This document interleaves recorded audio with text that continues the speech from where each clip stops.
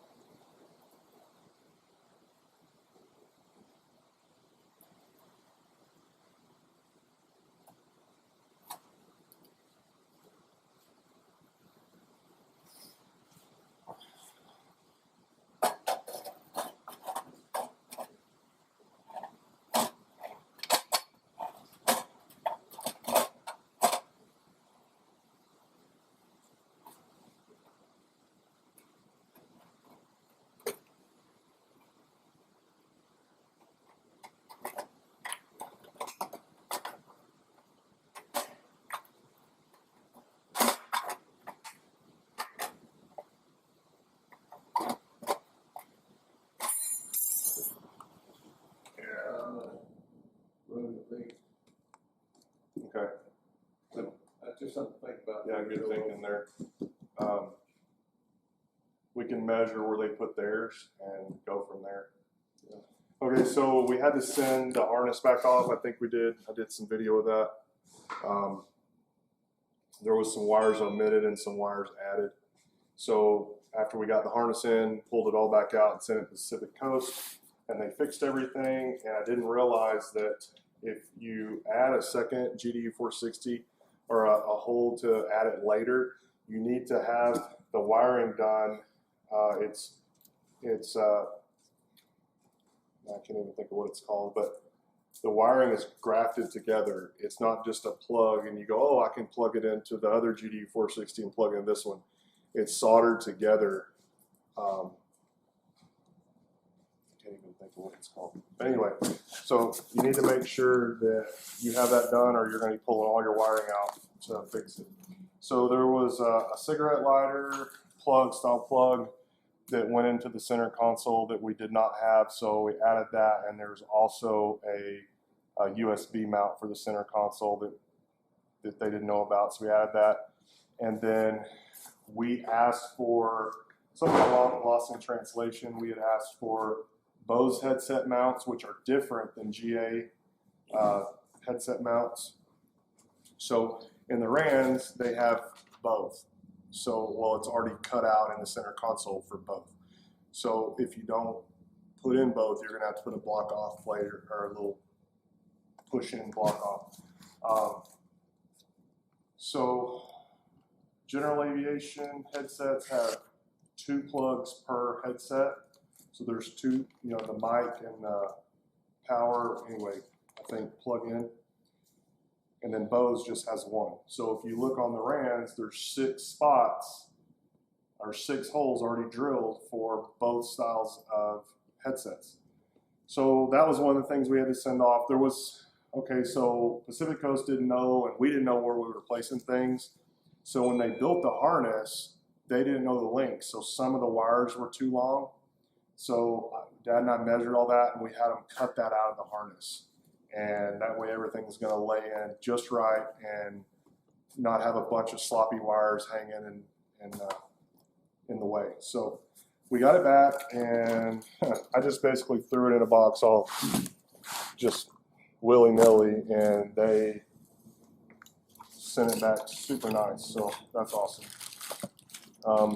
Here's, oh, they swapped out. So Our motor's fuel injected, and in the kit it came with a, I think, 15 psi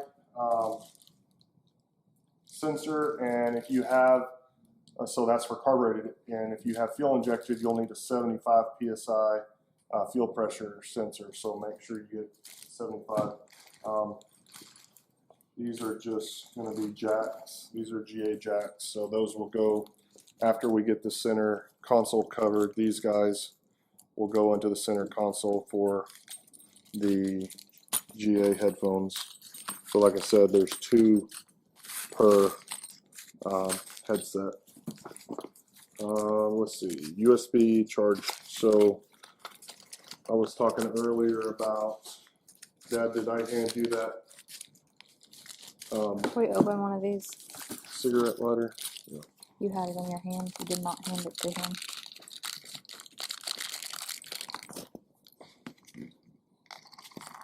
So this will come up through the bottom, and then this guy will just go on the top to hold it down. That's for the bows. No, the Bose we already have. This is for the GA Okay. headset. So there's 2 per. And then, oh no, okay, so that will go first. So once they're covered, this guy will go in through the bottom, that'll go on the top, and then that will hold it down. And then, so the wiring's already labeled, and we'll have to put the wiring in and solder it down in the center console. So this is just probably marine grade.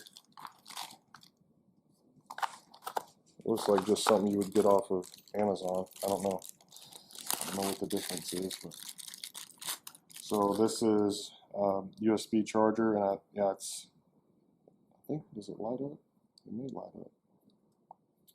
So that will go in the center console, and this will go in the center console along with all these guys and the Bose. What is this for? In case we have some kind of something that we need to charge that's a cigarette lighter style charger that plugs in old school, we'll have it. We won't have to adapt it. And then we have a USB on the panel. So if we put anything, an iPad or something, we need to charge something, we don't run the wires back down to the console. And then if we have something in our lap, or say we're charging our phones in the back, we'll have a USB charger in the center console. So the idea behind that was to keep wires from going all over the place in there. So that's that. And that's a few things that I didn't tell them about. And then, oh, this is, okay, so they didn't install thermocoupler, and that's what this is. So this stuff's like $1.25 a foot. So we measured all the thermocoupling, and this is going to be for your cylinder head temps and your exhaust gas temperatures. And that was something that they did not install, so that's taken care of now. And here's our whole harness. That's it. That is our whole harness, guys. That's amazing. So that's it. I'd like to know, I bet that weighs less than 5 pounds, that whole harness. Oh yeah, the other harness had a lot more excess wire, and excess wire as far as like, 10, 12, 18 inches of wire that was just like, didn't need to be there. So anyway, they cut all that out. They took the wires out that didn't need to be there. We had they had installed like flap motors and trim motors, and all we have is electric pitch. So that's all we needed. So we had all these extra things that we did not need. I think there was like 13 extra wires that we didn't need that got to come out of the harness. And you could just take those and clip them, but I wanted it to be nice and clean, so I just ripped the whole thing back out of the airplane, sent it back. Cost a little bit of money and time and parts, but I think it's worth it in the end. It's nice and clean. out of the way. Not a bunch of junk that you don't need. A lot of the airplanes that I've seen have wires everywhere, and that is just, I don't know why people do that. It drives me insane. Oh, that was the old. Oh. Yeah, I don't know why they did that.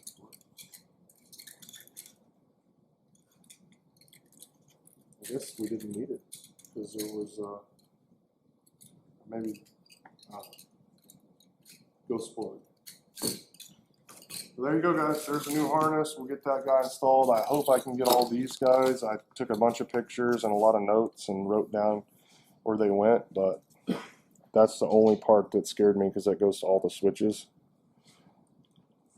the rocker switches. And then the only thing I had to cut was,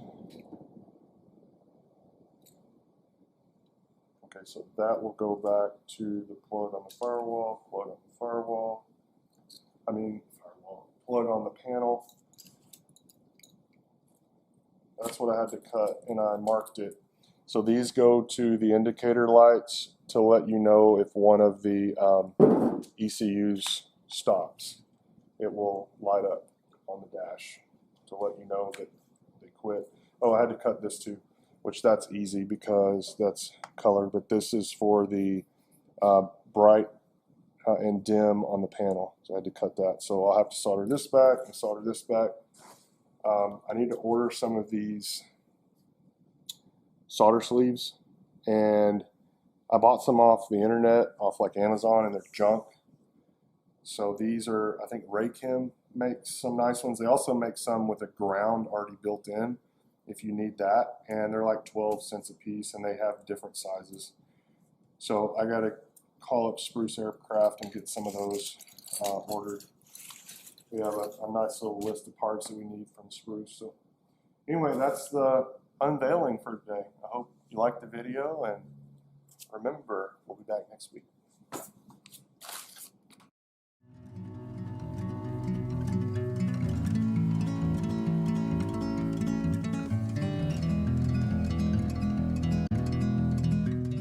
Hey guys, thanks for watching another episode of Dad and Chad. If you like this video, share it with your friends and give us a thumbs up, And never miss an episode of Dad and Chad by hitting that subscribe button. because we'll be back next Tuesday with another episode.